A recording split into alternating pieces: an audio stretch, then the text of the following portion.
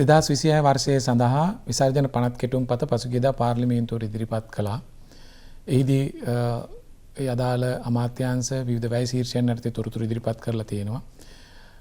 නමුත් ඒ තොරතුරු වලින් යම් කොටසක් අරගෙන වැරදි ප්‍රවෘත්තියක් සමාජයේ නොමග යවන ප්‍රවෘත්තියක් විශේෂයෙන්ම වැරදි ප්‍රවෘත්තියක් සමාජයේ මේ වෙනකොට ප්‍රචාරණය වෙනවා. ඒ සංසන්දනය කිරීම ඉතාමත් වැරදි. ඔවුන් කියනවා ජනාධිපතිවරයාගේ වැය ශීර්ෂය 2025ට සාපේක්ෂව 3 ගුණයකින් වැඩි කරලා කියලා. ඇත්තටම ඔවුන් මේ ගණනය කිරීමට යොදාගෙන තියෙන පදනම වැරදි. 2025 විසර්ජන පනත් කෙටුම්පත ඉදිරිපත් කිරීමේදී ඔවුන් මෙතන පෙන්ලා තියෙනවා මේ ප්‍රවෘත්තියේම බිලියන 2.9ක්. ඒ කියන්නේ මිලියන 2900ක්. ඒ මිලියන 2900 කියලා කියන්නේ 2025 වර්ෂයේදී අයවැය යෝජනාවලින් ඇතුළත් වෙන්න ඕන සංඛ්‍යා නැතුව ඒක තමයි කෙටුම්පත විදිහට අපි ඉදිරිපත් කරන්නේ.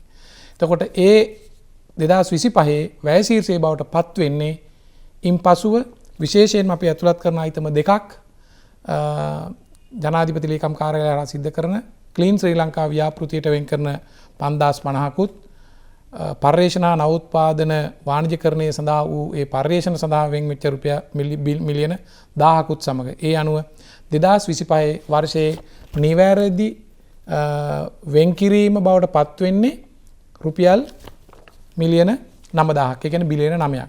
එතකොට ඕ සංසන්දනය සඳහා උඩින්ම ඉදිරිපත් කරන 2026ට 11.3.7ක් කියලා. මේ 11.37 ඇතුලේ අන්තර්ගත වෙනවා ක්ලීන් ශ්‍රී ලංකා ව්‍යාපෘතියට යන මුදලත් මේ පර්යේෂණ සඳහා යන මුදලත්. ඒ නිසා පළමුවෙන්ම සංසන්දනය කරන්න යොදා ගන්න එක තාක්ෂණිකවම වැරදි. මේ වැරද්ද නිසා තමයි නොමග යන ප්‍රවෘත්තිය හදලා තියෙන්නේ. ඒ හැර ජනාධිපතිවරයාගේ වැය ශීර්ෂය ඇතුළතදී අපි තාම කළමනාකරණය කිරීම කරලා අදාළ උචිත පරිදි තමයි වෙන් කිරීම සිද්ධ කරලා තියෙන්නේ.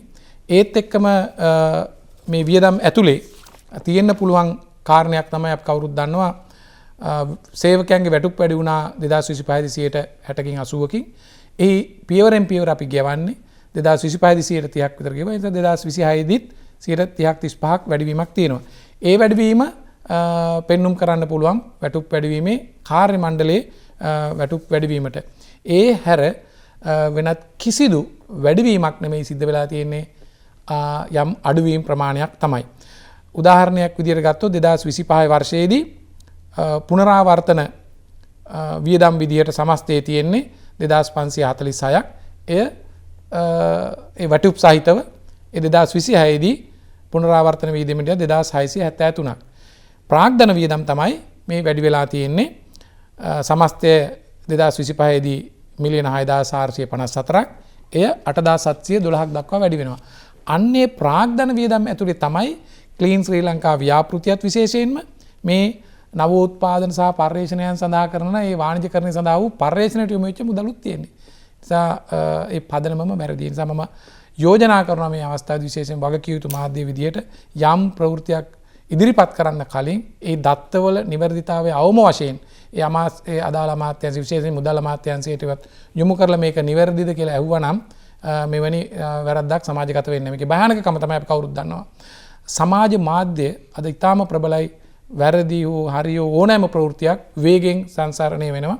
මොකද මේ වැරදි ප්‍රවෘත්ති නිර්මාණය කිරීම තුලින් ඔබ කරන්නේ මේ සමාජයට කරන්නේ හානියක්. මොකද අපි ඊටාම වගකීමෙන් මේ ආණ්ඩු බලය අරගෙන රට බිඳ වැටිලා මේ සමස්ත විනාශ වෙන තිබිච්ච තත්වයක් ස්ථාවර කරගෙන ජාතික වශයෙන් ජාත්‍යන්තර වශයෙන් මහ ජනතාවගේ විශ්වාසය දිනාගෙන ආයෝජකයන්ගේ විශ්වාසය දිනාගෙන ඒ ස්ථාවරත්වයේ යටතේ ඉදිරියේදී රටට ආයෝජන කැන්දන්න මේ රට වෙනස් කරන්න අපි බලාපොරොත්තු වෙච්ච පොරොන්දු වෙච්ච පොහොසත් රට ලස්සන ජීවිතය හදන මාවතට ගෙනියන්න උත්සාහ දරමින් ඉන්නකොට තමයි මේ වගවීම් විරහිත ප්‍රවෘත්ති නිර්මාණය වෙන්නේ.